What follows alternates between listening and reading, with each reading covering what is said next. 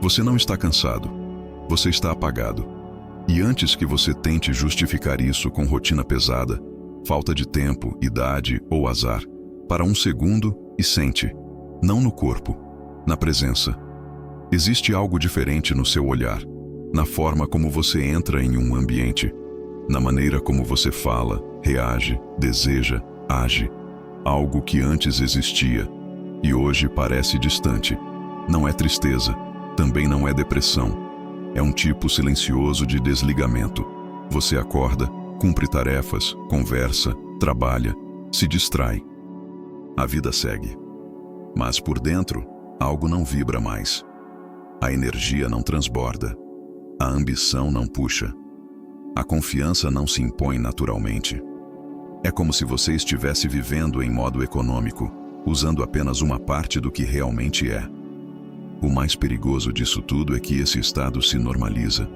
Você começa a achar que é assim mesmo, que maturidade é ficar mais frio, que a vida adulta é perder o brilho, que a chama diminui com o tempo. E sem perceber, você passa a sobreviver onde antes existia fome de viver. Talvez você se lembre de quando se sentia mais inteiro, mais presente, mais firme, quando sua energia chamava a atenção sem esforço, quando você tinha iniciativa, quando sua mente era mais clara e suas decisões mais rápidas. Hoje, em vez disso, existe uma sensação constante de peso, procrastinação, falta de vontade, um cansaço que não se resolve com descanso. E o mais estranho é que, olhando de fora, sua vida pode até parecer normal. Nada está exatamente errado, mas nada está realmente vivo. Esse é o tipo de apagamento mais perigoso que existe, porque ele não grita, ele sussurra, ele não destrói sua vida de uma vez. Ele vai drenando aos poucos sua intensidade, sua presença, sua identidade. E quanto mais tempo passa, mais difícil fica lembrar como era se sentir inteiro de verdade. Se você sente que algo em você foi diminuindo sem explicação clara, se você percebe que sua energia já não sustenta seus sonhos, se existe uma distância crescente entre quem você é hoje e quem você sabe que poderia ser, então isso não é coincidência. Existe uma causa, e ela age de forma silenciosa, constante e socialmente aceita. É exatamente sobre isso que precisamos falar agora. Aquilo que age em silêncio quase nunca parece um inimigo. Pelo contrário. Geralmente vem disfarçado de alívio rápido, de recompensa fácil, de algo normal, e justamente por isso passa despercebido enquanto vai fazendo o trabalho mais perigoso de todos: desmontar sua energia por dentro. O que drena seu brilho não é um evento traumático, não é uma grande queda. É o excesso de estímulo que não exige nada de você. Quando a mente se acostuma a receber prazer sem esforço, ela desaprende a buscar significado. O corpo perde tensão vital. A vontade de conquistar, de construir, de se expor ao mundo real vai sendo substituída por uma passividade confortável. Nada dói de verdade, mas nada empolga também. Esse tipo de consumo não te deixa fraco de forma visível, ele te deixa indiferente. E a indiferença é o solo perfeito para a estagnação. Você começa a trocar desafios reais por recompensas instantâneas, troca presença por distração, troca profundidade por excesso. Com o tempo, isso afeta tudo. Sua concentração fica fragmentada. Seu foco dura pouco. Sua motivação depende de estímulos externos. E o mais grave, sua percepção de si mesmo muda. Você passa a se ver como alguém que reage, não como alguém que escolhe. A autoconfiança deixa de nascer de dentro e passa a depender de validações rápidas. O corpo até está ali, mas a mente vive dispersa. E a energia, que antes sustentava a ação, agora mal sustenta a intenção. Nada disso acontece de um dia para o outro.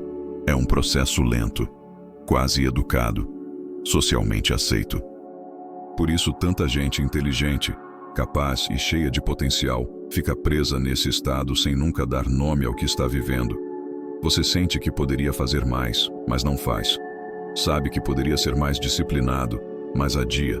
Tem sonhos, mas falta força para persegui-los. E então surge uma pergunta incômoda, que muita gente evita encarar. Em que momento você começou a abrir mão da própria potência? A resposta não está em culpa, nem em vergonha. Está em consciência. Porque só quando você identifica o que está drenando sua energia é que surge a possibilidade real de mudança. E é exatamente nesse ponto que algo começa a se romper por dentro. Uma inquietação, um desconforto diferente. Não mais aquele vazio passivo, mas uma tensão nova, como se uma parte sua começasse a recusar continuar do mesmo jeito. É aqui que a escolha começa a se formar. Esse desconforto não é ansiedade comum, é um chamado interno. Uma percepção silenciosa de que algo em você não aceita mais viver no automático. Você pode até continuar repetindo hábitos, mas já não consegue ignorar a sensação de que está traindo a própria força. É aqui que muitos tentam fugir. Se ocupam mais, se distraem mais, procuram novas desculpas. Porque encarar esse ponto exige responsabilidade. Exige admitir que ninguém roubou seu brilho à força. Ele foi sendo entregue aos poucos, em trocas que pareciam inofensivas. A virada começa quando você percebe que não é falta de capacidade. É excesso de ruído. Sua mente não está fraca. Ela está saturada. Seu corpo não perdeu potência. Ele está anestesiado. E aquilo que parece preguiça é, na verdade, uma alma cansada de estímulos vazios. Nesse momento surge uma pergunta que muda tudo. O que aconteceria se você parasse de alimentar aquilo que te drena? Não como promessa grandiosa, não como juramento emocional, mas como decisão consciente. Um corte claro entre o que te mantém pequeno e o que te devolve presença. Essa pergunta não pede perfeição, pede direção. Porque o problema nunca foi cair.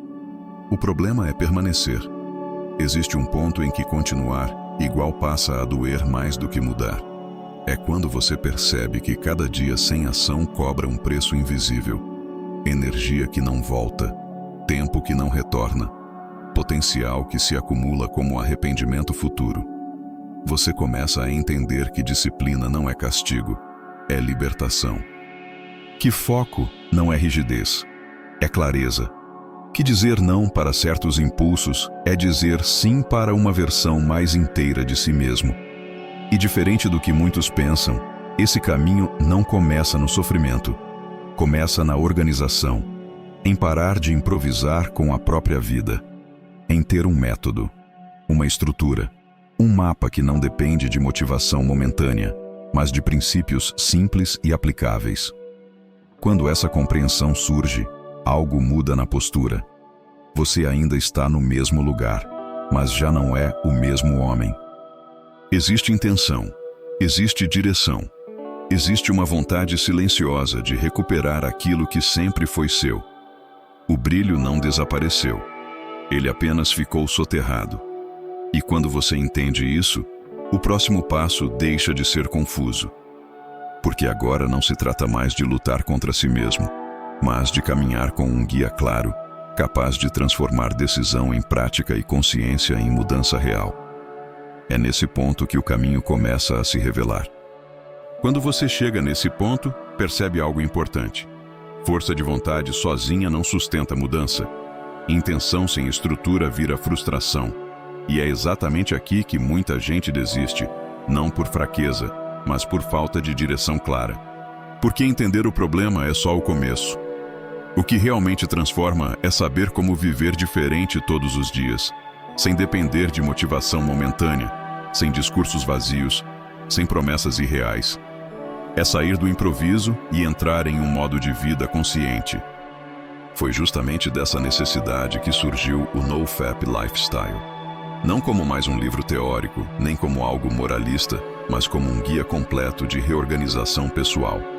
Um caminho prático para quem já acordou para o problema e agora quer recuperar energia, foco e identidade de forma realista e sustentável. O NoFap Lifestyle não é apenas sobre parar, é sobre substituir. Substituir dispersão